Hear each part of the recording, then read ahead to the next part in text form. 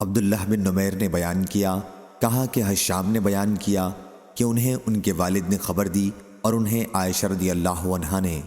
کہ سعد بن معاذ رضی اللہ عنہ نے کہا کہ اے اللہ، تو جانتا ہے کہ اس سے زیادہ مجھے اور کوئی چیز پسندیدہ نہیں کہ تیرے راستے میں اس قوم سے جہاد کروں جس نے تیرے رسول اللہ صلی اللہ علیہ وسلم کی تکذیب کی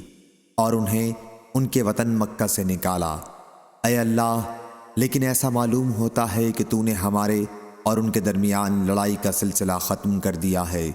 اور ابان بن یزید نے بیان کیا، ان سے حشام نے بیان کیا، ان سے ان کے والد نے، اور انہیں حضرت عائشہ رضی اللہ عنہا نے خبر دی کہ یہ الفاظ سعد رضی اللہ عنہ فرماتے تھے: من قوم کذبوا نبیک واخرجوہ من قریش، یعنی جنہوں نے تیرے رسول اللہ صلی اللہ علیہ وسلم کو جھٹلایا، باہر نکال دیا، اس سے قریش کے کافر مراد ہیں۔ صحیح بخاری حدیث نمبر 3901۔